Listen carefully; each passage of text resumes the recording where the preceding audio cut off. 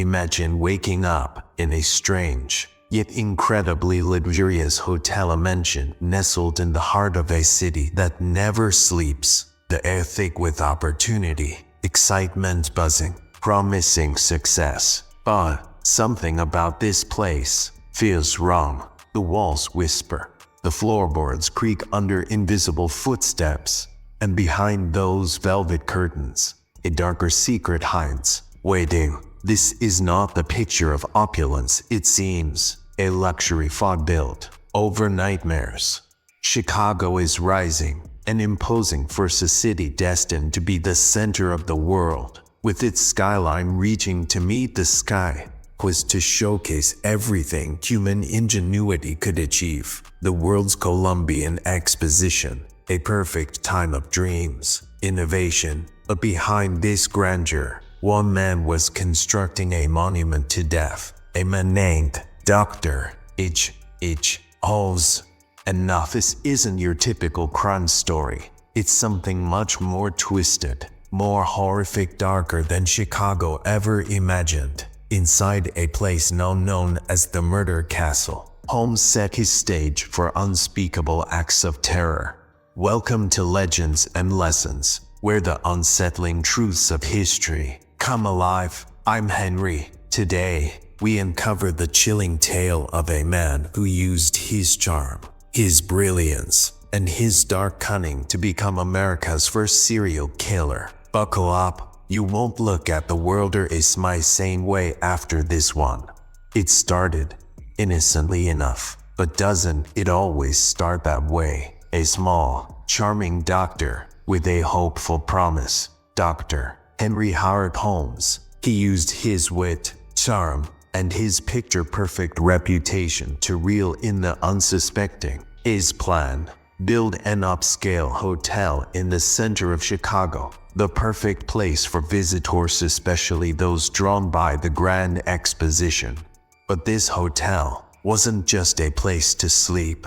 No, it was something much more sinister, designed with secret passageways, airtight rooms, and hidden traps. And on every floor, death lurked, waiting for the next soul to stumble into its grasp. A masterpiece of manipulation, created not for wealth, but for control, absolute control over life itself. Holmes wasn't just a doctor, was a monster. He hid behind the well-respected mask of a medical professional. But there was something so wrong underneath it all. The hotel he opened, located perfectly in the center of Chicago, became a deadly trap. How easy it was to deceive people with a charming smile, a handshake, a promise of comfort. Too easy, because underneath, a well-laid plan for death. Inside, the hotel was a maze of horrors, trapdoors, gas chambers, suffocating rooms, secret passageways, all of them designed to end a life. And Holmes was in control, cold, calculated. He methodically arranged each detail as though directing a dark play, with the final act always the same: a life lost. But to the outside world, Holmes was the picture of perfection, a respected citizen, well-liked. The man was a businessman, nothing more.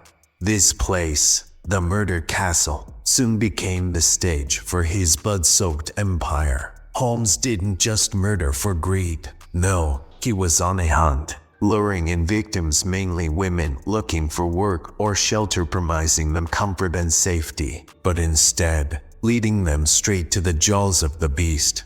Once inside, escape was impossible. His victims, suffocated, poisoned by gas, locked away in death traps, or swallowed up in rooms designed for their destruction.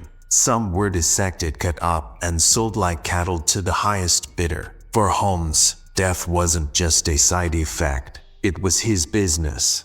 And the worst part, he didn't just murder indiscriminately, no, he had a strategy. He knew exactly who he was killing, and exactly how. Every step, every victim was part of his twisted design. Victims simply vanished, without a trace. Everyone around him, how could they not know? How could anyone suspect that a doctor, a trusted professional, was a monster? But he was methodical. He was intelligent. And in this game, those who weren't paying attention didn't make it out. Holmes didn't kill for money alone. He killed for control. And he had one thing in mind: to play a psychological game with every single person. It wasn't just murder, it was a game of trust, safety, comfort, but all the while they were walking straight into his web. But even the darkest figures, every villain eventually slips, and in 1894, Dr. H. Holmes made a mistake. He went too far. This time, Holmes tried to commit IT insurance fraud. He murdered his accomplice, Benjamin Pitezel, trying to cash in on a fake insurance policy. But his arrogance clouded his judgment, and he left behind something he shouldn't have. Evidence that would unravel everything. Even the greatest minds make mistakes, and Holmes' genius, well, it would bring him down in the end. In walked Detective Frank Geyer, a man determined to uncover what the authorities had failed to see: bodies, hidden identities, all the grim evidence lurking in plain sight. It was over. His manipulation, his charm, he didn't save him. Once everything came to light, his empire of death crumbled. A terrifying mastermind caught. A genius will build death as an empire, now exposed, now destroyed. In 1896, after relentless attempts to escape, Dr. H. Holmes was finally hanged. Death had cold, relentless force claimed him, just as he had claimed so many others before. And now, as we close, ask yourself, how many people like Holmes are out there today? His story may be over, but his legacy, the dark legacy, it lives on, hiding, lurking in places you'd least expect. A reminder that evil doesn't always appear monstrous. No, sometimes it hides behind a smile, behind trust. Never forget that in this world of comfort and promises, there are dangers waiting, warning signs that we tend to overlook. And this is why legends and lessons exist, to remind you that behind even the darkest legends, there lies a truth that can shake you to your core. So, until next time, stay alert, and remember, every legend has its lesson, but some of them come with a price.